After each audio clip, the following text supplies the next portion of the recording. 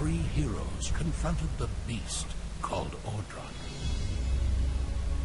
Yet even in death, Ordrak's corrupted heart endured and called out.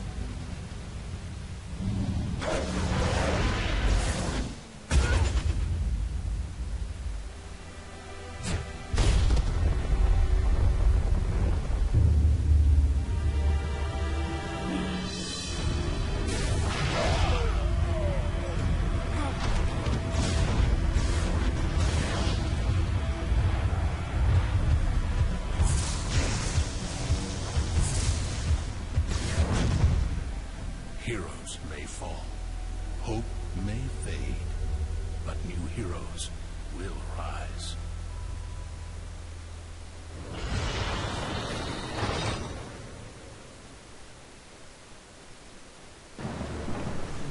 Hey, this is the Brink here, doing a live commentary.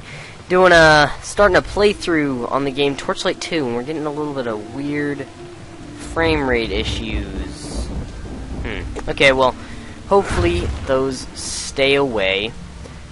Yeah, I think I'm gonna do a full playthrough, and if not full, a mostly playthrough of Torchlight 2 by ruining it. This is as far as I can go. You should carry on to the Asterian Enclave, but you're on your own. Warn them that the alchemist destroyed Torchlight and is headed their way. He may be there already. So, this is following off of Torchlight 1's story, which I did not read into enough. So that was a mistake. But yeah, this is kind of an RPG, hack and slash sorta. I don't really want to make any assumptions on what it should be called, but I love this game, and so I'm gonna do a playthrough of it, and that is how things are gonna go. If you do want to see more, please leave comments down below in the, well, comment section. So,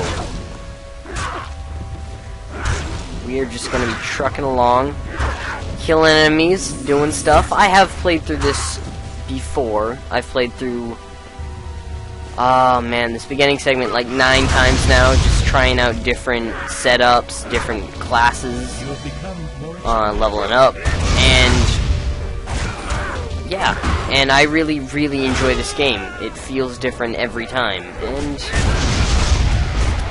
it never gets old for me. Killing guys, okay. Get into this chest, grab some stuff. Broadsword's better than a wrench. Yeah, 34 to 27. Got pants and gloves.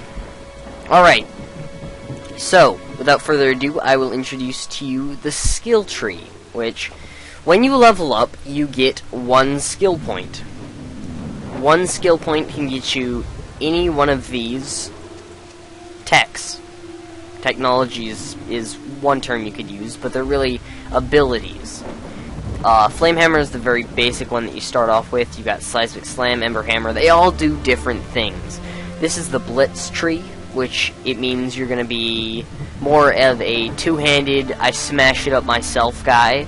Construction skills, you're going to be building things, who's going to do most of the fighting for you. And Aegis skills, shield and sword, which is going to make the Inji more of a tank than anything else. So I've played through a couple times going Aegis skills, but honestly, I find it more enjoyable going a mix between construction and blitz. So that's what we're going to do. And the first thing we're going to go into is Healing Bot. Deploy a small drone that generates energy pulses, healing both you and your allies. Very, very helpful, just straight off the bat. So I'm going to plunk one into there. Then I'm going to move this to my 1 on my hotbar because I already have health potions on bound to E, and I have mana potions bound to R, which I find is more helpful because I like to have skills bound to my number keys. Moving on from that, though, there's another piece of not really information. There's another thing you get when you level up, and this is the first mini-boss I'm fighting, by the way. That's why his health was purple. Dropped a golden key, which can be used to open a golden chest. But, yeah, I will show off that other piece of, I guess, ability, or I don't even know what to call it right now. You get 5 stat points every time you level up, which is, you're going to be able to go into strength, which is going to increase critical damage and weapon damage, dexterity, which is going to increase critical chance and dodge chance, and fumble recovery, which is going to happen every so often. The purple numbers is when I fumble, which means I'm not going to do as much damage as I usually would. Fumble recovery is going to help me do more damage even when I fumble. Focus, magic damage, and execute chance, and vitality is maximum increases maximum health, armor bonus, and block chance. Also, focus also increases maximum mana, which is MP points.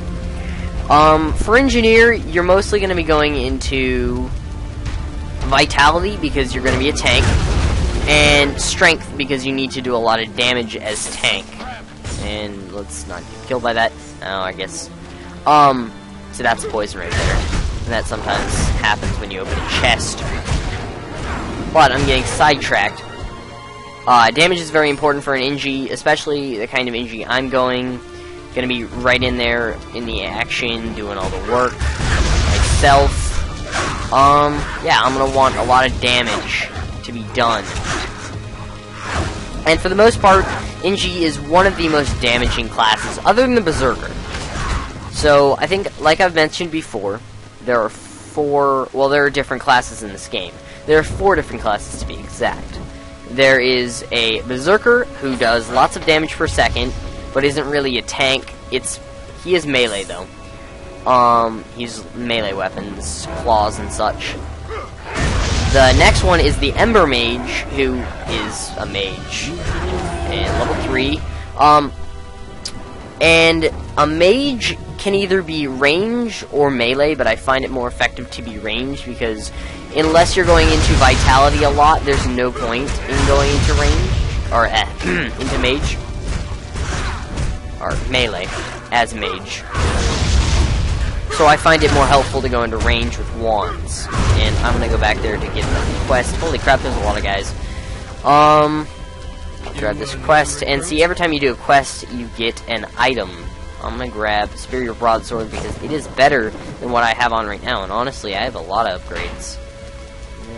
That's not better. Oh yeah, the last class, or the last 2 classes, are Outlander, which specializes in range weapons, and Engineer, which is melee weapons, as I'm playing right now. So, moving on from there, and I realize this is a lot of information to pack into one little video, but I'm going to do this anyway. It's not useful. Okay, so next up is the Tiers of Loot. So, as you can see from my inventory, or as you could see from my inventory, there's 2 different colors of loot that I had in my inventory. One was white, and it didn't really have any kind of border to the item, and one was green. As you can see, a green border to the item. This means that the item has an enchantment on it. It's going to be more damaging, more effective overall than a white item. And usually white items are very generally useless because you're going to be encountering so many greens that you can use all greens or up. And up is blues, which I just picked up 2 in a chest, which is very good for this early in the game. Blues are going to be more effective. Unfortunately, I can't use any of them, but blues are more effective than greens, and more rare, generally, always more rare. And the final tier of loot is orange or yellow, and that's unique items, and they are the rarest. And they're obviously very, very good, because they are the rarest. So, as you can see, I'm going to be wanting to use large two-handed melee weapons with the kind of stuff I'm doing. So, pistol, not going to work for me because it needs 24 dexterity, and because I'm not doing anything with range, and I don't really need critical chance or dodge chance, it's not worth it for me to go into dexterity as an engineer. And because I'm not using a shield, there's no reason for me to go into shield. Or to put the... Well, actually, I'm going to put in strength, but there's no reason for me using shield, especially with two-handed weapons, because they do the most damage. So, the stat points, I'm going to throw 5 into strength, and save 5 just in case I need it for an item that I want to equip later. And with my new skill point, I think I'm just going to go into Flame Hammer, because Flame Hammer is an extremely effective ability, as you've been seeing, and it's very, very fun to use. Alright, so this is Town. This is the first town you're going to be seeing in the game, and here is the first completed quest, or actually, if you want to go there, second completed quest, but here's the main quest. I thank you for your warning, but it has arrived too late. This alchemist has already come and gone, and it was all I could do to prevent him from entering the Enclave. As it was, many Astharians were injured, and since the confrontation, several more have become ill. We are not sure what is causing it. After his assault failed here, the alchemist carried on southward toward the temple steps. Commander Vale and her vanquishers arrived a short while later and pursued him, hoping to prevent further damage. Alright, so I get to pick the item I want, and that's most likely going to be this Hasty Warcaver, because it's going to be doing 74 damage per second.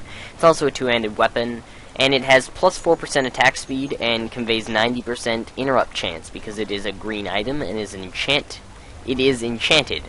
Requires 27 strength, which I don't have right now, but I soon will, so I'm going to pick this up. And I'm going to let him do the second part of his talking. Commander Vale believes that the alchemist might attack the Wellspring Temple in an attempt to reach the Guardian of Water. For what nefarious purpose, I am afraid to speculate.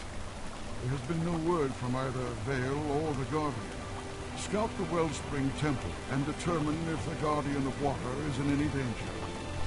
Okie doke. So here's our new quest, and we'll be following the main quest along. But that is for the next video. So, if you enjoyed this video, please do leave it a like, and if you want to see more, please do subscribe to this channel. I would very much so appreciate it. Thanks, guys. Keep gaming.